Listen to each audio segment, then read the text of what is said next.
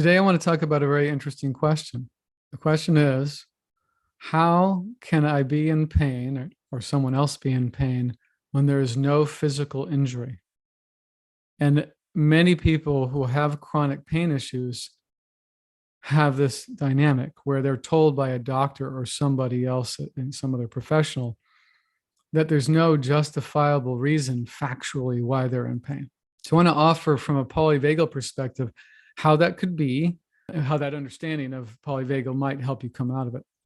And I want to approach this in the form of a story, my personal story of being in pain recently, and how that pain started and ended very mysteriously until I did a little more research into the polyvagal perspective about why that might be.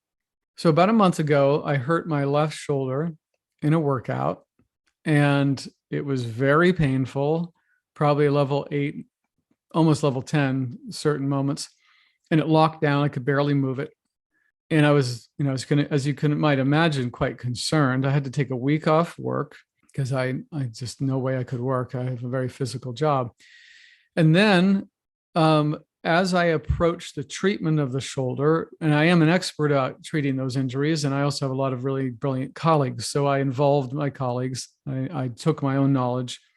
I was making tremendous progress. So 4 days in, I was hopeful.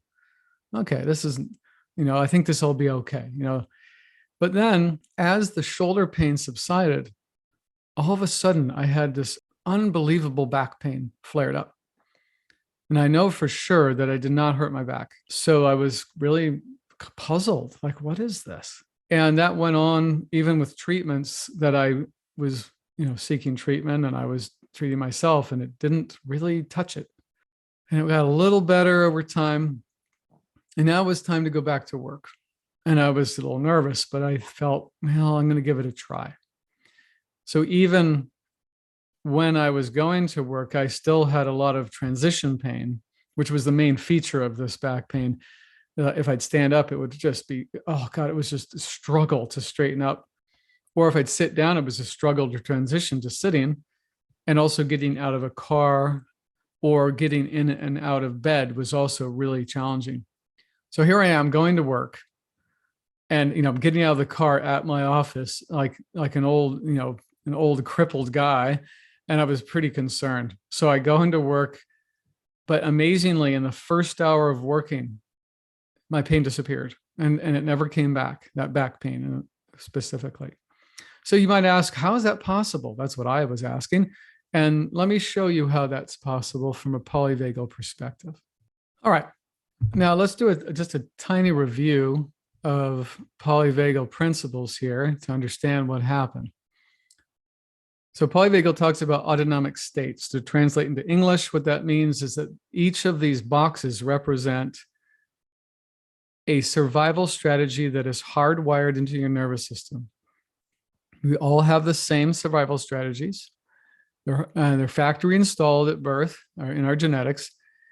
And our subconscious decides which of these strategies to turn on in any given moment to help us survive whatever situation we're in. And when I review these states, I determined that the pain was coming from freeze state, which is the one down in the right. And let me show you how that works, like why that would cause pain to either come or go quickly.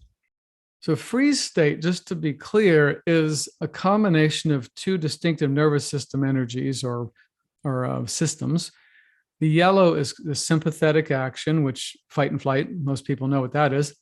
The red is shutdown, which is to still, play dead, basically. And when we're in freeze state, those two energies equalize and turn us basically into a frozen statue. Just think of seeing Medusa. You're overwhelmed and terrified, right? So what do? You freeze and you don't move. So how would that cause pain? Well, let's look at the features. So if we look on the right side with those two boxes, right above them, it says autonomic response. So what that means is that when any state is turned on in your nervous system, you will have a spontaneous urge to think and feel and act in a certain way. And it's a very strong urge. It's not like you have much choice. And the first thing, the feelings that come from freeze are overwhelm and pain. Well, those two things were exactly what I was feeling that week. But the real giveaway for me was the thought process. So each state automatically switches on certain thought processes, certain scenarios or stories, narrative, if you want. And that's what gave it away for me, because when you're in freeze, you're feeling, thinking, I can't escape, I'm cornered, I can't protect myself. So my fear of not being able to work was really challenging my sense of being able to have agency in my life. I felt cornered because I wasn't sure what I was going to do. And I felt like I couldn't take care of myself or my loved ones. Now, on the right is the behavioral aspects of freeze. And I'm only going to focus on one of those because it's the most significant for this issue. So second for the bottom, it says rigid, immobile body. So what happens when you're in freeze is your muscles lock down to keep you from moving, because if you move, you might die. That's the perception. And it wants you to stay immobile until it figures out how to safely move forward. So if you work against that tendency, it also causes much more pain, because the pain is going to demotivate you from moving. That's the whole point of the state, is to not move. So every time I tried to move, I hurt, right? Well, and also because everything's so locked down that your joints are jammed together and they don't slide correctly, which would explain the pain and transition for me.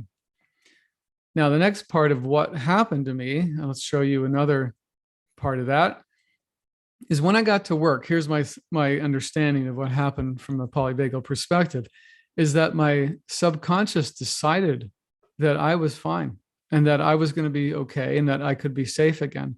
So it brought me through these other states and landed me into states of safety within an hour of being at work. And since then, I haven't had that back pain. So it's still perceiving that I'm okay. So it hasn't put me back into freeze. And this could be true of anyone that has mysterious pain issues. I hope that explanation was helpful. And please feel free to ask questions in the comments. I'll get right back to you about those questions. And also, if your question is, I think, intriguing enough, I will consider making a video to answer those questions that are particularly interesting and maybe relevant to other people. And I hope you enjoyed this and got some value out of it. And look forward to seeing you in the next video. Thanks a lot.